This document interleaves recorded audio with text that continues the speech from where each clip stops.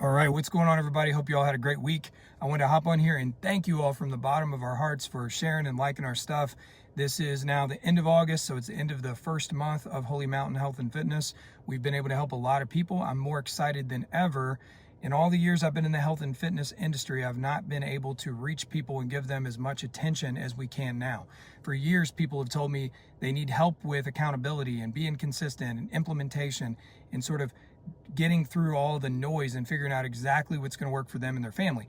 As a gym owner, there was a lot of limitations. We could help people on the floor at the gym, but not so much outside the gym. Now we can.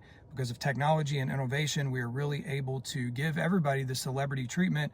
So you have nutrition and accountability and fitness all under one roof, and that's what we do at Holy Mountain. Our mission is to make Kentuckiana healthy again. So we're going to work with as many hopefully willing and committed clients as possible over these upcoming months and years, God willing, and be able to change some lives.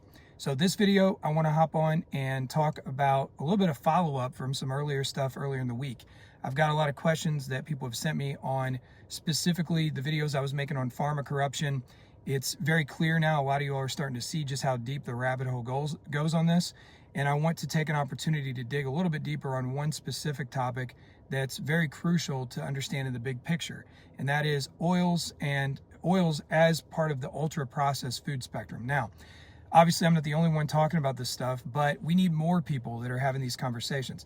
There are big billion-dollar money interests that want us to not talk about this. And oftentimes, you say these things online, you get tagged as like fake news, or you get, sometimes your account gets demonetized or it gets shut down or whatever.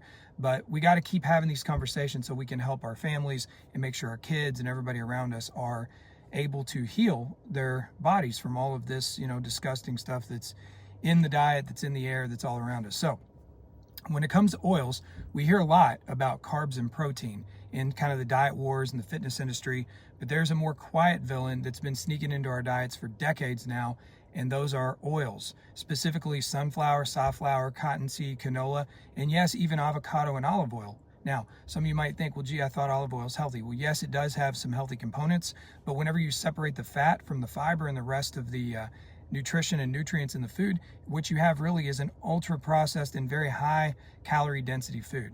Now, again, olive oil is often touted as a healthy food, but when we look at how these oils and this sort of process that goes into them, you start to see the picture does change dramatically. Now, if you're going to choose to eat any oils ever, extra virgin olive oil would definitely be the best one to have, along with flaxseed oil. But ultimately, what you want to have is the whole food, which we'll talk more about in later content. But today, again, we want to focus in on the issues with these oils. So first, let's get into some of the numbers. Oils have been the #1 source of calories in the modern diet. And most of these are seed oils, the ultra processed ones. And we're not talking about drizzling a little bit on your salad here. Obviously, if you're going to drizzle something, it probably would be like a flaxseed or an olive oil, which is much, much better. But we're talking more so about these ultra processed oils that were never made for human consumption. And you're looking at thousands of calories per day that a lot of people are getting into their diets, into their families' diets, and into their body from these processed sources, which you can't digest normally. They cause so much inflammation in the body. Oil being a main calorie source is a nightmare for our health. These calories are empty, meaning they add energy into the body without any vital nutrients that our bodies need. But here's the kicker. These oils are also extremely inflammatory for every part of the body. When oils are extracted and refined, they undergo processes that strip them of any of the beneficial nutrients and they leave you with what really just a high concentration of omega-6 fatty acids. Our bodies need a balance of omega-3 and omega-6, but everybody's walking around with a crazy unbalance there where they've got 4, 5, 6, 7, 8 times the omega-6 as the omega-3. So the modern diet has been skewed, and this balance is way out of proportion, and that's what's leading in many cases to all of the chronic inflammation.